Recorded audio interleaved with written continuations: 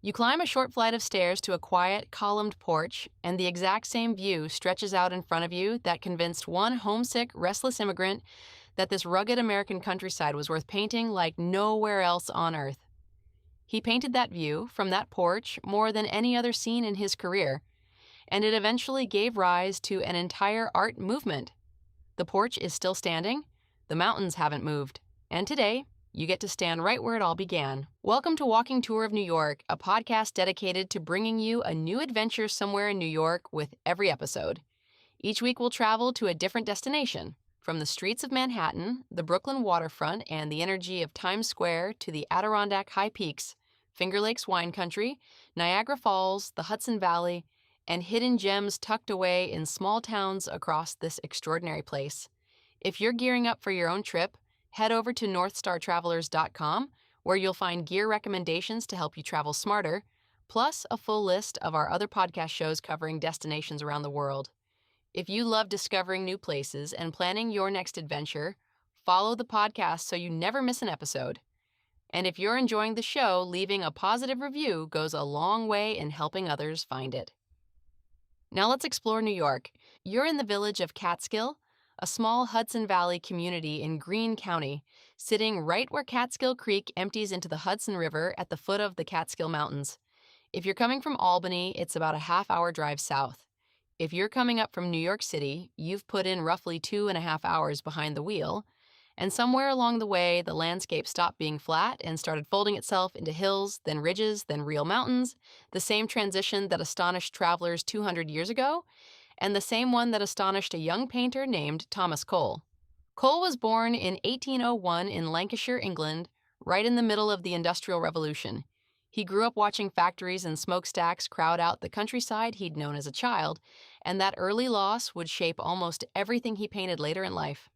His family immigrated to the United States in 1818, when Cole was just 17, and for several years afterward, he drifted, working as a portrait painter, a scene painter for traveling shows, even a brief stretch designing wallpaper patterns, without finding much direction.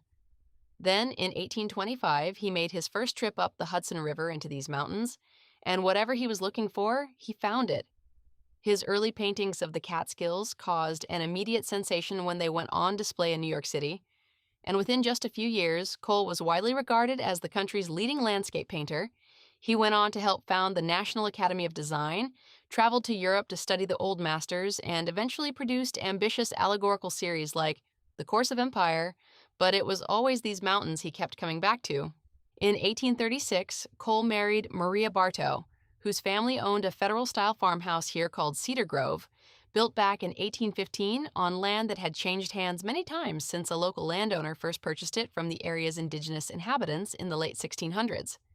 Cole moved into Cedar Grove and made it both his home and his working studio until his death in 1848. Just 12 years, but long enough to establish what art historians now call the Hudson River School, the first major art movement to develop entirely on American soil. One of Cole's students, a young painter named Frederic Edwin Church, would go on to become even more famous than his teacher, and you'll hear more about him in a few minutes because his story and Cole's are permanently linked by the river running between their two homes. You'll begin your visit at the Storehouse, a brick building from 1839 that now functions as the visitor center, bookshop, and ticketing desk. The grounds themselves, about 6 wooded acres, are free and open to the public every single day from dawn until dusk. So even if you only have a few minutes, it's worth wandering the gardens and getting a sense of the property before you decide whether to go inside. But the real draw is the main house itself, accessible through timed, guided, or self-guided tours. Climb the stairs to the wraparound porch, and you're standing exactly where Cole stood, looking out at the same ridge of the Catskill Mountains, Caterskill High Peak and Round Top rising in the distance. That shows up in more of his paintings than any other single subject. It's worth pausing here for a moment because the view in front of you wasn't quite the untouched wilderness you might picture. By the 1830s and 40s, tanneries and mills scattered along the Hudson and Catskill Creek had already stripped much of the forest from these slopes, cutting trees for fuel and bark. Cole watched that happen in real time, right from this porch, and he wrote forcefully and publicly about what he called the destruction of the American landscape, making him one of the country's earliest environmental voices, decades before the word environmentalist even existed. It's a side of him that rarely makes it into the standard art history version of his story. Step inside, and the main house is furnished to reflect Cole's era, with rooms restored based on careful research into how the family actually lived day to day. One standout space is the library gallery, a room Cole designed himself, which today hosts changing exhibitions that explore the same questions about landscape and place that occupied Cole 2 centuries ago. Through this coming October, the gallery is showing Contemporary Vistas, an immersive installation by the artist Cynthia Daigneault, made up of 360 individual landscape paintings she completed during a cross-country road trip, a strikingly direct modern echo of Cole's own restless search for the American landscape, just swapping his horse and sketchbook for a car and a canvas in the trunk.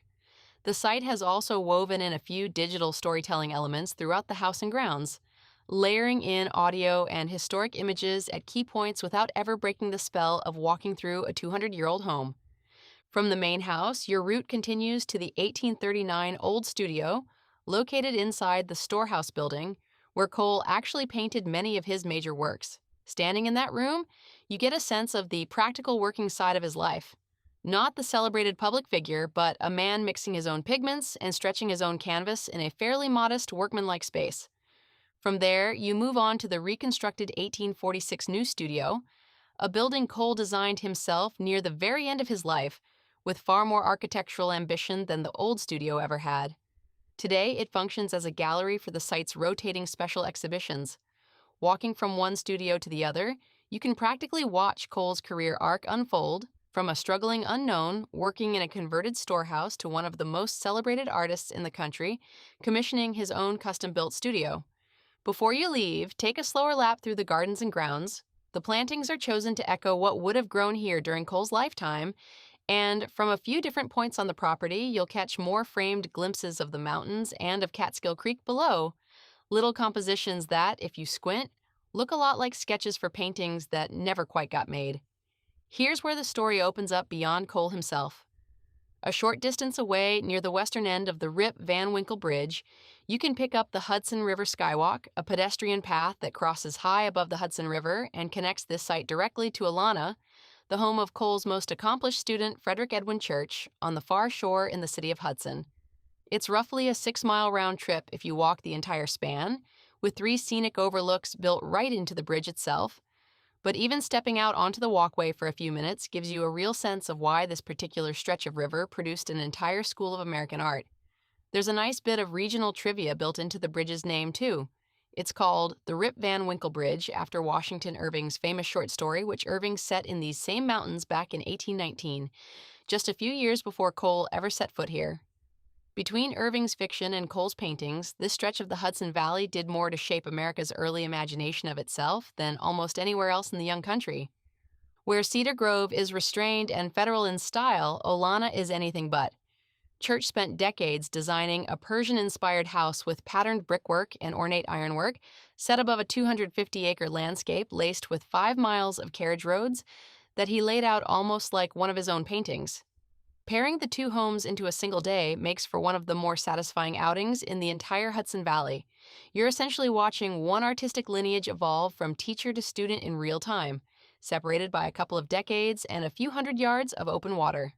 When you're ready to eat, Creekside Restaurant and Bar sits right on Catskill Creek at the Hop-O-Nose Marina, just a short drive from the site with a waterfront patio and a menu of hearty American dishes. Their seafood bisque comes up again and again in recommendations, and it's substantial enough to work as a meal on its own.